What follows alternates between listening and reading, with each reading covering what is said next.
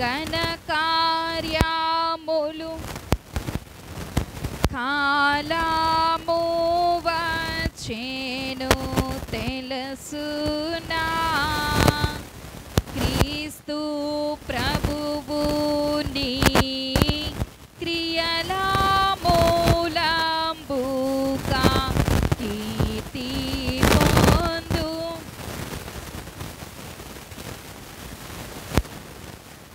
కీడు నోడింతువు తెలుసునా ఇటుకు విడకు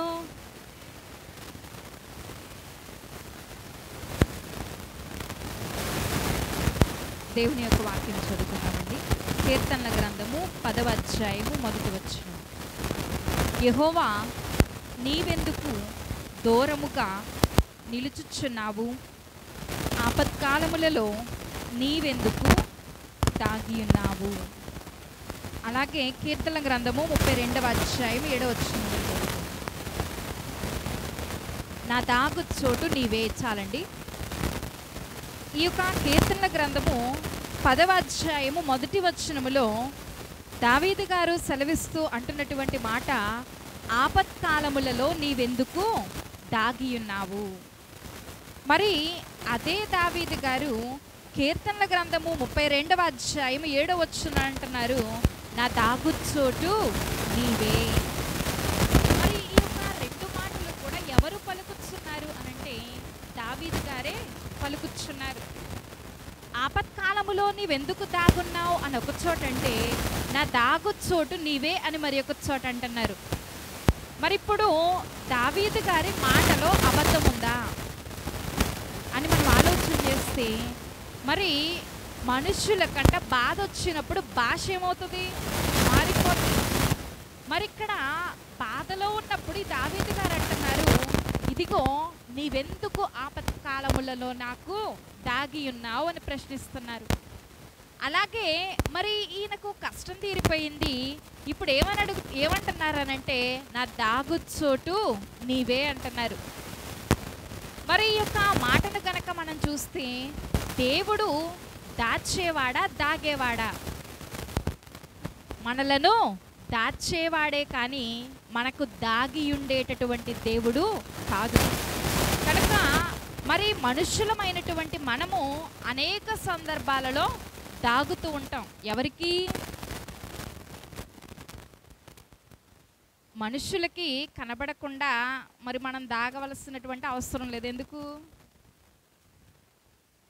మరి ఎవరు దాక్కోవాలంటే దొంగలు అటువంటి వారు దాక్కుంటూ ఉంటారు. కానీ అనేక సందర్భాల్లో మనలను దాచేటటువంటి దేవునికి కనబడకుండా మనం ఏం చేస్తామంటే దాగుకుంటూ ఉంటాం.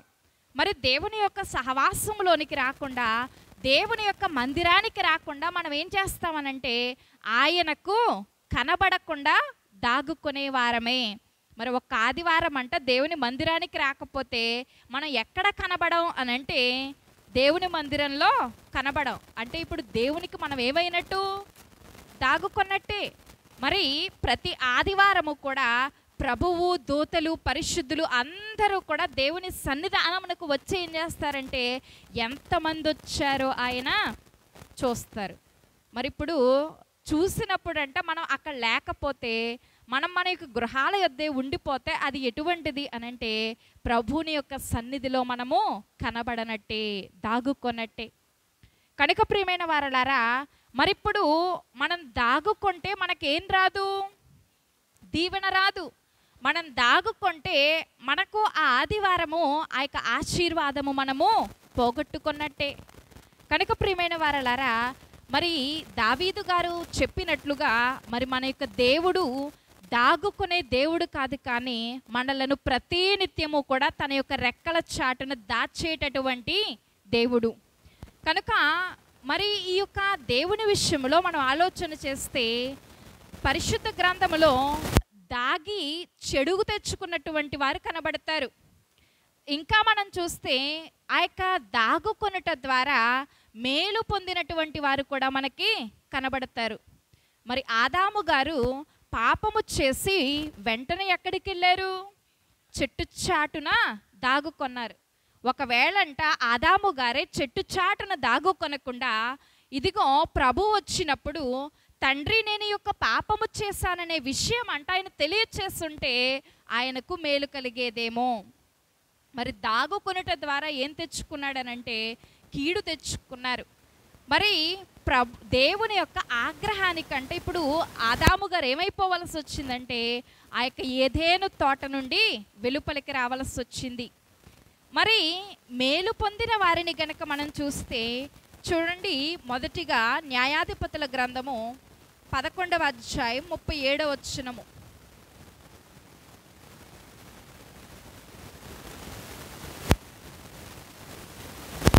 మరియు ఆమె నా కొరకు చేయవలసినదేదనగా 2 నెలల వరకు నన్ను విడువుము, నేనును నా చెలికత్తెలను పోయి కొండల మీద ఉండి నా కన్యత్వమును గూర్చి ప్రలాపించదనని తండ్రితో చెప్పగా, ఇక్కడ యొఫ్తా అనేటటువంటి ఒక వ్యక్తి కనబడుతున్నారు. ఈ యొక్క యొఫ్తా అమ్మోనీయుల మీద యుద్ధానికి వెళ్ళారు. మరి యుద్ధానికి వెళ్ళినటువంటి ఈయన యుద్ధానికి వెళ్ళే ముందు దేవునితో ఒక మొక్కుబడి అనేది చేసుకున్నారు. మరి ఆ యొక్క మొక్కుబడి ఏంటి అనంటే, ఇదిగో నేనే గనక అమ్మోనీయులతో యుద్ధము చేసి క్షేమముగా మరలా నా ఇంటికి నేను తిరిగి రాగలిగితే మొదట నా ఇంట నుండి ఎవరైతే బయటకు వస్తారో వారిని నీకు దహన బలిగా లేకపోతే నీకు ప్రతిష్ఠిత చేస్తాననేసి మొక్కుకున్నారు. చూడండి, ఆ యొక్క న్యాయాధిపతుల గ్రంథము 11వ అధ్యాయం 31వ వచనము. నేను అమ్మోనీయుల యొద్ద నుండి క్షేమముగా తిరిగి వచ్చినప్పుడు నన్ను ఎదుర్కొనుటకు నా ఇంటి ద్వారము నుండి బయలుదేరి వచ్చినదేదో అది యెహోవాకు ప్రతిష్ఠితమగును, మరియు దహన బలిగా దానిని అర్పించదనెను.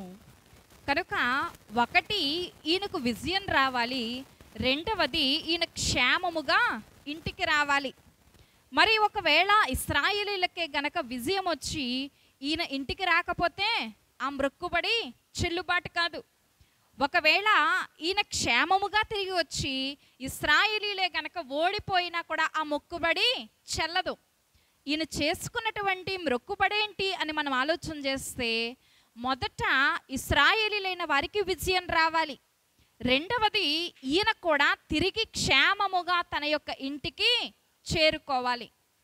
ఈ యొక్క రెండు స్థితులలో కూడా ఎవరైతే నా యొక్క ఇంటి గృహము నుండి మరి బయటకు మొట్టమొదటిగా వస్తారో వారిని యెహోవాకు ప్రతిష్ఠితమగును, మరియు దహన బలిగా దాని నర్పించదను అంటున్నారు. మరి జాగ్రత్తగా గమనించండి, ఆ యొక్క 31వ వచనములో యెహోవాకు ప్రతిష్ఠితమగును మరియు అని అన్న చోట పైన ఏముంది, ఒకటంకేసి కింద చూస్తే లేదా అనే మాట కనబడుతుంది. మరి అంటే అర్థం ఏంటి అని అంటే, అయితే యెహోవాకు ప్రతిష్ఠ చేస్తారు, లేదంటే దహన బలిస్తారు. మరి రెండింటిలో ఏదో ఒకటి అన్నమాట. కనుక మరి ఈయన చేసుకున్నటువంటి మొక్కుబడిని బట్టి ఈ యొక్క యొఫ్తా గారికి ఏమొచ్చిందనంటే విజయం వచ్చింది. అలాగే ఈయన కూడా ఏమయ్యారు, క్షేమముగా తన యొక్క ఇంటికి చేరుకున్నారు. ఇప్పుడు ఏం చెయ్యాలి? మరి దేవుడు చేసినది చేశారు కాబట్టి ఇప్పుడు ఈయన తను చేయవలసినది తాను చెయ్యాలి. మరి ఇప్పుడు విజయముతో ఈయన ఇంటికి వస్తున్నారంట. ఈయన వచ్చేటప్పటికి ఆయన యొక్క కుమార్తె ఏం చేస్తుందనంటే తంబురులతోనూ నాట్యమాడుతూ తండ్రికి ఎదురొచ్చింది. మరి మొట్టమొదటంట ఎవరు ఆ యొక్క ఇంటి ద్వారము నుండి బయటకు వచ్చారనంటే కుమార్తె బయటకు వచ్చింది. మరి ఇప్పుడు ఈయన యొక్క స్థితి ఏంటి? దేవునికి మొక్కుబడి చేసేసుకున్నాడు. మరి ఇక్కడ ఈయన యొక్క పరిస్థితి ఏంటి అనంటే ఆ యొక్క కుమార్తెను దేవునికి దహన బలిగా అర్పించాలి, లేదంటే తను చేసుకున్నటువంటి ఆ యొక్క మొక్కుబడిని ఏం చేయాలి? విడిచిపెట్టేయాలి. కానీ విడిచిపెట్టలేదు. కానీ ఈయన ఏం చేస్తున్నారనంటే ఎంతో దుఃఖిస్తూ ఉన్నాడు. మరి అయ్యో నా కుమారి, నీవు నన్ను బహుగా కృంగచేసితివి అని ఈయన ఏడుస్తూ ఉంటేనంట ఆ కుమార్తె ఏమనాలి అని అంటే, మరి సర్వసాధారణంగా ఎవరైనా అయితే ఏమంటారనంటే, ఇదిగో నీవు ఇలాంటి మొక్కుబడి ఎందుకు చేసుకున్నావని ఆ యొక్క తండ్రిని నిందించాలి. కానీ ఈ కుమార్తె అంట, ఇదిగో నాకు 2 నెలలు సమయం ఇవ్వు. దేనికి అనంటే నా కన్యత్వమును గురించి ప్రలాపిస్తాను అంటుంది. మరి ఈ కన్యత్వమును గురించి ప్రలాపించడం ఏంటి అనంటే, మరి కన్యకలైన వారికి రకరకాలైనటువంటి ఆలోచనలు ఉంటాయి. మరి ఈ దుస్తుల గురించి కానీ, లేకపోతే వారు చదువుకునేటటువంటి చదువుని గురించి కానీ, మరి ఇంకా మనం చెప్పుకోవాలంటే రాబోయే వరుడుని గురించి కానీ రకరకాలైనటువంటి ఆలోచనలు యవనస్తులైన వారు కలిగి ఉంటారు. మరి ఈమె కన్యక గనుక ఇప్పుడు అంటుంది, తనలో ఉన్నటువంటి ప్రతి దానిని కూడానంట ఈమె తీసివేసుకోవడానికి ఇప్పుడు ఏం చేస్తానంటుందంటే 2 నెలలు కొండలకు వెళ్ళి ఈమె తన యొక్క కన్యత్వమును గురించి ప్రలాపిస్తానంటుంది. మరి ఉన్నది ఉన్నట్టుగానంట దేవునికి సమర్పిస్తే అది దేవుడు అంగీకరించరు. ఎందుకంటే ఆమెలో ఉన్నటువంటి పాపము పోతేనే కానీ అది దేవుడు అంగీకరించేటటువంటి బలి కాదు. కనుక మరి మనం ఆలోచన చేస్తే ఆ యొక్క లేవియా కాండంలో కనబడుతుంది, ఎవరైనా సరే ఆ యొక్క గొర్రె పిల్లను బలివ్వాలి అని అనుకున్నప్పుడంట యాజకుడు దాన్ని ఏం చేస్తాడంటే 3 దినాలు భద్రం చేస్తాడు. దేని కొరకు? దానిని సిద్ధపరచాలి. మరి అది ఎక్కడెక్కడ తిరిగిందో, ఏ ఆహారము తిన్నదో తెలీదు. మరి ఇంకా బాగా మీకు అర్థం కావాలంటే లోకంలో మేకపోతులను వేస్తారు. మరి తెచ్చినట్టే వేస్తారా? వేయరు. దాన్నంట కొన్ని దినాలు ఇంటి దగ్గర ఏం చేస్తారు?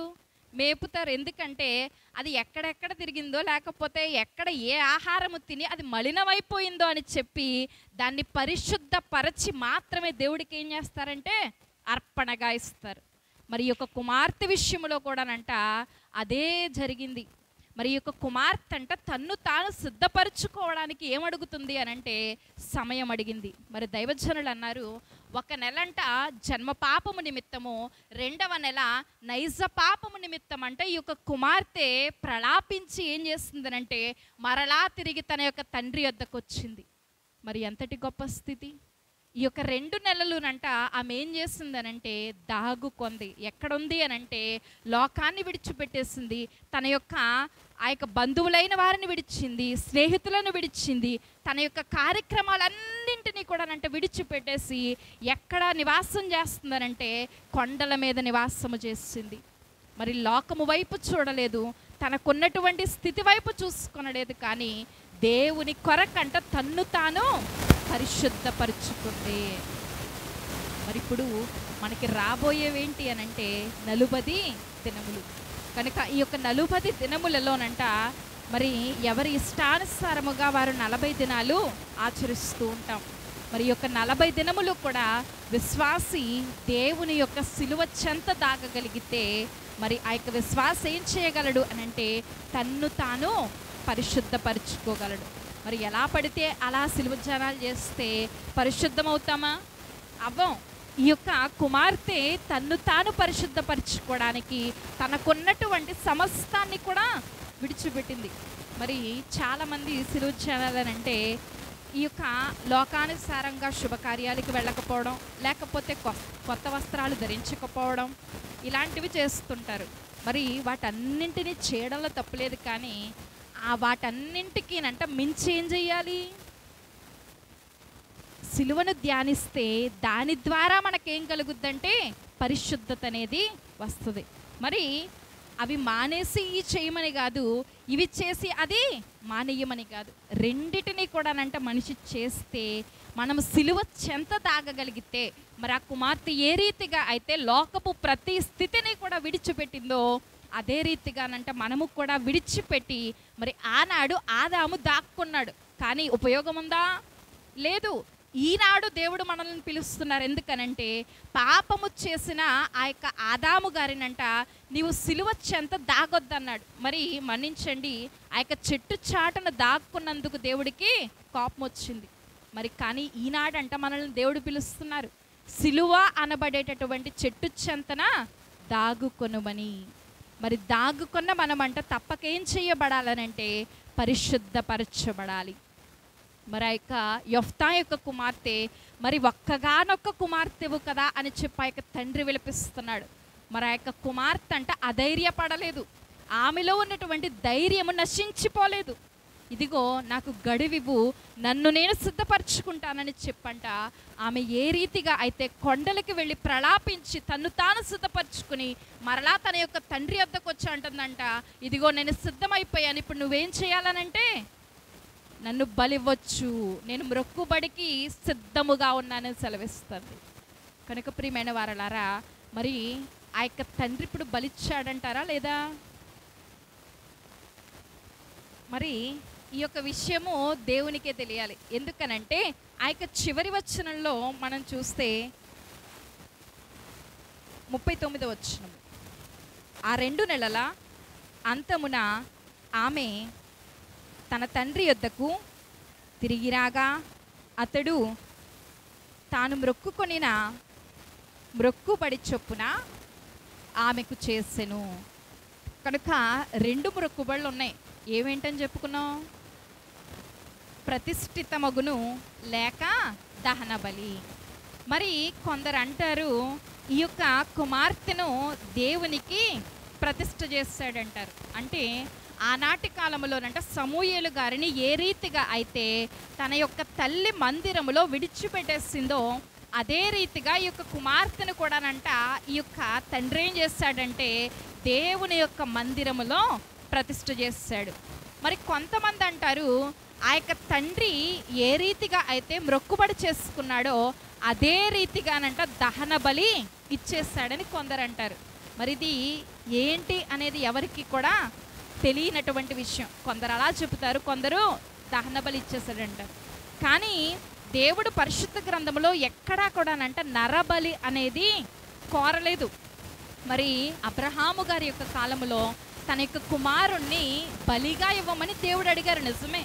కానీ బలి ఇవ్వనిచ్చాడా? ఇవ్వనివ్వలేదు. కానీ పరిశుద్ధ గ్రంథములో ఎక్కడ చూసినా కూడా దేవుడు మాత్రం నరబలిని ఆయన కోరడు. కనుక ప్రియమైన వారలారా, మరి ఏం జరిగింది అనేది మనకు తెలియని విషయమే. కానీ ఇక్కడ మనం గమనించవలసిన విషయం ఏంటి అని అంటే ఈ యొక్క కుమార్తె 2 నెలలు సమయం తీసుకొని తన్ను తాను పరిశుద్ధపరుచుకుంది. మరి రెండవదిగా మనం చూసినట్లయితే ఆ యొక్క 1 రాజుల గ్రంథము 17వ అధ్యాయం 3వ వచనం, నీవు ఇచ్చట నుండి తూర్పు వైపునకు పోయి యోర్దానునకు ఎదురుగానున్న కేరీతు వాగు దగ్గర దాగియుండుము. ఇక్కడ ఏలియా అనబడేటటువంటి ఒక ప్రవక్త కనబడుతున్నారు. ఈ యొక్క ప్రవక్త మరి ఈ యొక్క ప్రవక్తను దేవుడు ఏమంటున్నారంటే కేరీతు వాగు దగ్గర దాగియుండు. మరి అతడు ఆ యొక్క షోమ్రోను ప్రాంతమంతటిలో కూడా ఈ సంవత్సరములో మంచైనను వర్షమైనను పడదని ప్రకటించారు. మరి ఇప్పుడు మంచు వర్షము పడకపోతే ఆ ప్రాంతమంతా కూడా ఏమైపోద్ది అని అంటే కరువుతో నిండిపోద్ది. మరి ఆ యొక్క ప్రాంతంలో ఏముండదు అనంటే సమృద్ధి అనేది మనకి కనబడదు. మరి అటువంటి సమయంలో తన యొక్క ప్రవక్తను ఇప్పుడు దేవుడు ఏం చేస్తున్నారనంటే కేరీతు వాగు దగ్గర ఆయన దాస్తూ ఉన్నారు. నీవు పలానా చోటకు వెళ్ళి అక్కడ దాగియుండుమని దేవుడు సెలవిస్తూ ఉన్నారు. మరి దేవుడిచ్చినటువంటి ఆ యొక్క మాటను బట్టి ఈ యొక్క ప్రవక్త కేరీతు వాగు దగ్గర దాగియుండుట ద్వారా మరి ఇతనికి ఉన్నటువంటి కరువు అనేది తీరింది. ఎందుకనంటే మరి ఆ యొక్క ప్రాంతంలో ఉన్నటువంటి ప్రజలందరూ కూడా కరువు చేత ఉన్నారు. కానీ ఈ ప్రవక్తకు కరువు ఉందా? అలాగని ఈయన గృహం ఉందా? లేదు. మరి వండుకోవడానికి ఏమైనా ఉన్నాయా? ఏమీ లేవు. కానీ ప్రియమైన వారలారా, మరి దేవుని యొక్క కృపను బట్టి, దేవుడు చెప్పినట్టు ఈయన దాగి ఉండుటను బట్టి ఈయనకున్నటువంటి కరువు అనేది తీరింది. మరి ఆ ప్రజలతో పాటునంట ఈయన కూడా ఎక్కడుండాలంటే కరువులోనే ఉండాలి. కానీ దేవుని కృప ఉన్నతమైనది కనుక తన యొక్క సేవకున్నంట కరువులో ఉంచకుండా ఏం చేశారనంటే నీరు కలిగినటువంటి సమృద్ధైనటు ప్రాంతానికి ఆయన నడిపించారు. మరి నీరుంటే సరిపోద్దా అనంటే బ్రతకడానికి ఏం కావాలి? ఆహారం కావాలి. మరి ఆ యొక్క ఆహారం కొరకంట ఎక్కడ ఆహారం కనిపిస్తే అక్కడ వాలిపోయేటటువంటి కాకులను దేవుడు ఏర్పాటు చేసుకుని ఏం చేశారంటే ఈ యొక్క ఏలియా గారికి ఆహారమును సిద్ధపరిచారు. మరి కాకులు ఆహారం ఎవరికి కూడా తీసుకెళ్ళవు. మరి ఏం చేస్తాయి అంటే మనం ఎక్కడైనా ఆహారం పడేస్తే వెంటనే వచ్చి అవి తింటాయి అంతే. కానీ మరి దేవుని యొక్క ఉన్నతమైన స్థితిని గనక మనం గమనించగలిగితే దాచినటువంటి దేవుడంట కరువు నుండి ఈయనను రక్షించారు. మరి ఈయనది ఏ కరువు అనంటే శరీర కరువుగా మనం చెప్పుకోవచ్చు. మరి ఈ యొక్క 40 దినములు కూడా సిలువ చెంత దాగిన ప్రతి ఒక్కరికి కూడా ఒకటి శరీర కరువు, రెండవది ఆత్మీయ కరువులను దేవుడు తీరుస్తారు. మరి 40 దినములు ఎవరైతే దేవుని యొక్క మందిరానికి వస్తారో, 40 దినములు క్రమం తప్పకుండా ఎవరైతే ఆచరిస్తారో, ఆచరించిన ప్రతి ఒక్కరికి నంట దేవుడు దాచి ఉంచినటువంటి మేలు గొప్పది. మొదట నీవు సిలువ చెంత దాగు, తర్వాత దేవుడు దాచి ఉంచినటువంటి మేలును మనకి అనుగ్రహిస్తారు. మరి ఈ యొక్క 2 కరువులు కూడా మన యొక్క జీవితాలలో తీరాలి అనంటే మనము చేయవలసినది దేవుని యొక్క సన్నిధికి రావడమే. మరి ప్రతి మనిషికి కూడా ఆత్మీయ కరువు అనేది ఉంటుంది. మరి ఆత్మీయ కరువు అంటే ఏంటి? ప్రార్థనలోనూ ప్రభువుతో సహవాసము చేయడములోనూ ఎంతో కొంత మనిషికి ఏముంటుందంటే లోపం అనేది కనబడుతుంది. రెండవది శరీర విషయములో కూడా ఏదో ఒక కొరత మనిషిలో ఉంటుంది. కనుక ఉన్నటువంటి కొరతను బట్టి మనం ఏం చేయగలగాలనంటే ప్రభుని చెంతకు రాగలగాలి. మరి ఎక్కడో ఉండి మన యొక్క కరువు తీరాలనంటే మనకు తీరడం అది ఎంత మాత్రమును కూడా అవకాశం అనేది లేదు.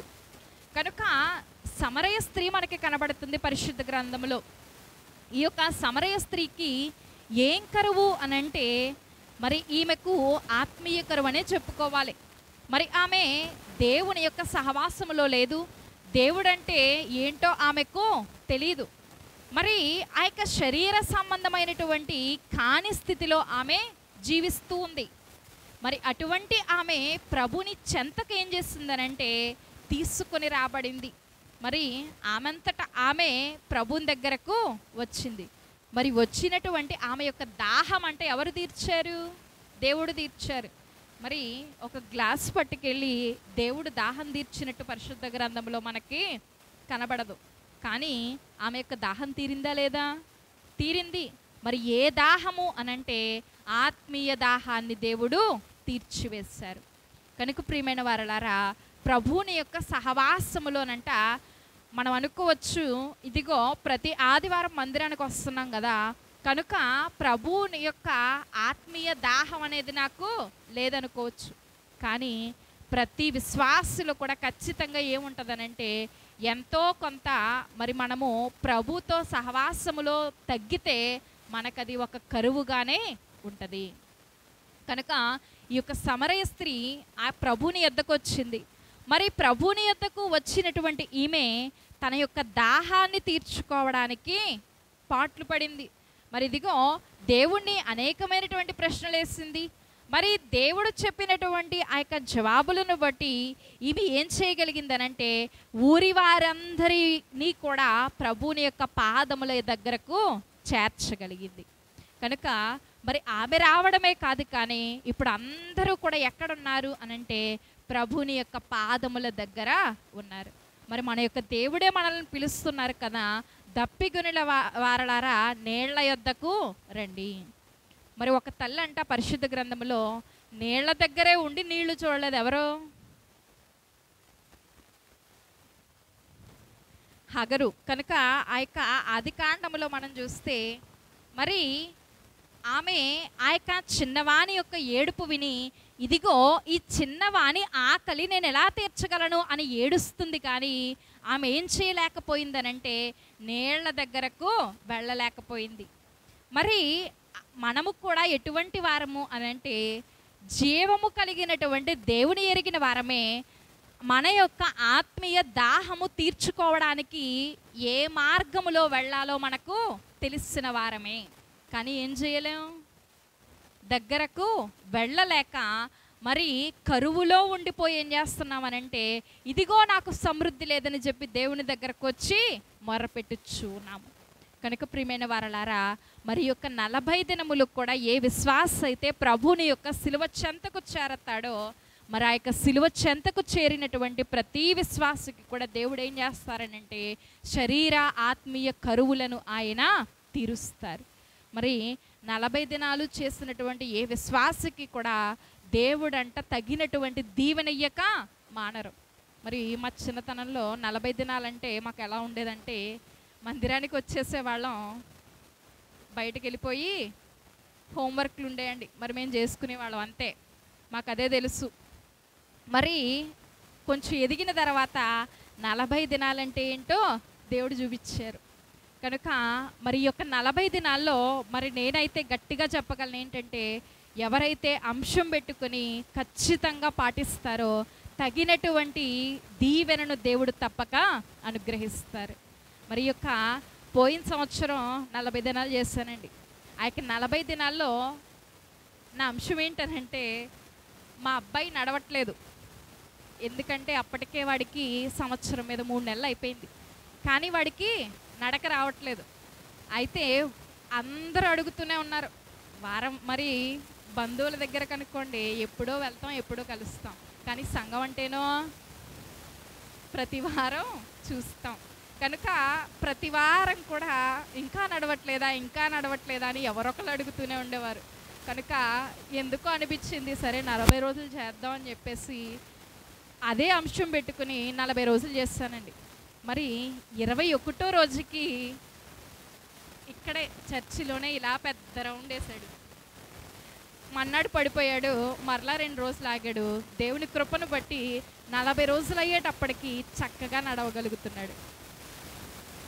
మరి దేవుడు ఈ యొక్క మేలు ఈ యొక్క పోయిన సంవత్సరమే కాదు, కానీ ప్రతి సంవత్సరము కూడా మరి సంతానం కొరకు ఏడ్చినప్పుడు కూడా దేవుడు ఆ యొక్క 40 దినాలు అయ్యేటప్పటికీ మరి దేవుడు గర్భఫలాన్ని నాకు అనుగ్రహించారు. కనుక ప్రియమైన వారలారా, మరి మనం పెట్టుకునేటటువంటి ఆ యొక్క అంశాన్ని అంటే దేవుడు తప్పక ఏం చేస్తారనంటే మనం చేసేది మనం సరిగ్గా చేసినప్పుడు మనకి దేవుడు కూడా ఆ యొక్క ప్రతిఫలం అనేది అనుగ్రహిస్తారు. కనుక మరి మనకున్నటువంటి ప్రతి అవసరతను కూడా తీర్చగలిగినటువంటి దేవుడు మనకున్నాడు. కనుక మరి అనుకోవచ్చు అది చిన్న విషయమే కదా అని, కానీ ఎంతటి చిన్నదైనా సరే అదంట మనం ఎవరి దగ్గర నుండి పొందాలి అని అంటే దేవుని యొద్ద నుండే మనము పొందుకోవాలి. కనుక ప్రియమైన వారలారా, మరి ఈ యొక్క ఏలియా దాగి ఉండుట ద్వారా అతనికి ఉన్నటువంటి శరీర కరువుని దేవుడు తీర్చివేశారు. మరి యొక్క 40 దినములు కూడా సిలువ అనేటటువంటి ఆ యొక్క చెంత మనము చేరినట్లయితే మనలో ఉన్నటువంటి ప్రతి దుస్థితిని కూడా దేవుడు దూరపరిచి శరీర ఆత్మీయ కరువులను దేవుడు మనకి తీర్చివేసేవారై ఉన్నారు. మూడవదిగా మనం చూసినట్లయితే ఆ యొక్క యెహోషువ గ్రంథము 2వ అధ్యాయము 14వ వచనం 4వ వచనం. ఆ స్త్రీ ఆ 2 మనుషులను తోడుకొని వారిని దాచిపెట్టి మనుషులు నా యొద్దకు వచ్చిన మాట నిజమే. 6వ వచనం చూడండి. తన మిద్దె మీదకి ఆ 2 ఎక్కించి దాని మీద రాసివేసి ఉన్న జనుపక్క పెట్టెలో వారిని దాచిపెట్టారు. ఇక్కడ రాహాబ్ అనేటటువంటి ఒక వేశ్య కనబడుతుంది. ఇశ్రాయేలీలైన వారు తమ యొక్క ప్రయాణములో ఉండగా యెరికో పట్టణాన్ని వారు స్వాధీనము చేసుకోవాల్సినటువంటి సమయం వచ్చింది. మరి ఆ యొక్క సమయంలో వేగుల వారిని ఈమె ఏం చేసిందంటే దాచింది. మరి ఆ వేగుల వారంట దాగుకొనకుండా ఈమె ఏం చేయలేదు, దాచలేదు. అవునండి, దాక్కునేవారు దాక్కుంటేనే కానీ ఈమె దాచలేదు కదా. కనుక మరి చిన్నబిడ్డలైతే మరి ఆనాటి కాలంలో మోషే గారు చిన్నబిడ్డ కనుక ఆ తల్లి ఏం చేయగలిగిందంటే దాచిపెట్టగలిగింది. మరి ఇక్కడ ఈ యొక్క వేగుల వారినంట ఈమె ఏం చేస్తుందంటే దాచిపెట్టింది. మరి ఈ యొక్క వేగుల వారు దాగుకొనుట ద్వారా వీరికి ఏమొచ్చింది అనంటే ఆ యొక్క యెరికో పట్టణము మీద విజయం అనేది వచ్చింది. కనుక వీరే కనుక దాగుకొనకపోతే వారికి ఆ యొక్క విజయం అనేది రాదు. కనుక దేవుడు చెప్పినటువంటి ఆ యొక్క విషయాన్ని బట్టి ఆ యొక్క యెరికో ఏ రీతిగా అయితే ఉందో అని వీరు తెలుసుకోవడానికి ఏం చేస్తారనంటే ఆ యొక్క రాహాబు ఇంట వీరు దాగుకొన్నారు. కనుక మరి 40 దినములు ఈ యొక్క సిలువ చెంత దాగుకొనుట ద్వారా మనకు కూడా సాతాను నుండి దేవుడు ఏమి ఇవ్వగలరంటే విజయం అనేది అనుగ్రహించగలరు. కనుక మనకు ఉండేటటువంటి ప్రతి సమస్యలో కొన్ని సమస్యలు ఎవరి నుండి వస్తాయి అనంటే సాతాను నుండి మనకి కలిగేవే. మరి ఆ యొక్క సాతాను నుండి కూడా మనం ఏం జయించాలి అనంటే వాడినంట ప్రతి విషయంలోనూ కూడా మనము జయించగలగాలి. జయము జయము యేసు రాజా,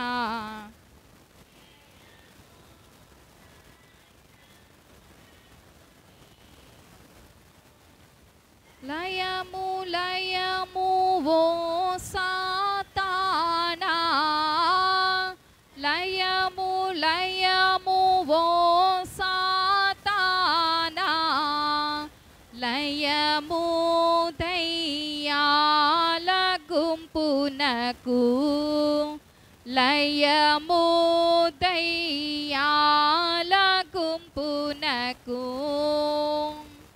కనుక మరి సాతానుపై విజయము కావాలి అనంటే ఈ యొక్క 40 దినములు కూడా మనము ఆచరించవలసినదే. కనుక ప్రియమైన వారలారా, మరి మనలను మనము పరిశుద్ధపరచుకోవాలన్నా, మనలో ఉన్నటువంటి శరీర ఆత్మీయ కరువులు తీర్చుకోవాలన్నా, సాతానుపై విజయము కావాలన్నా, దేనికైనా సరే ఈ యొక్క 40 దినములు పాటించిన వారికి తప్పక దేవుడు ఏం అనుగ్రహిస్తారనంటే ఈ యొక్క అన్ని క్రియలను కూడా దేవుడు చేస్తారు. కనుక మనలను మనము పరిశుద్ధపరచుకోవడం చాలా ప్రాముఖ్యమైనది. కనుక యెఫ్తా కుమార్తె ఏ రీతిగా అయితే తన్ను తాను సిద్ధపరచుకోవడానికి ఒప్పుకుందో, మరి అదే రీతిగా ఎటువంటి బలవంతము లేదు, కానీ మనకే అనిపించాలి ఏమని, ఈ 40 దినాలు చెయ్యాలని. కనుక మరి ఎవరైనా చెప్పి చేయించారనుకోండి, ఎంతవరకు చేస్తాం? పూర్తిగా చేయలేం, కొంతవరకే చేయగలం. కనుక మరి 40 దినాలు కొంతవరకే చేయగలం అంటే నాకు ఒక విషయం గుర్తొస్తుంది.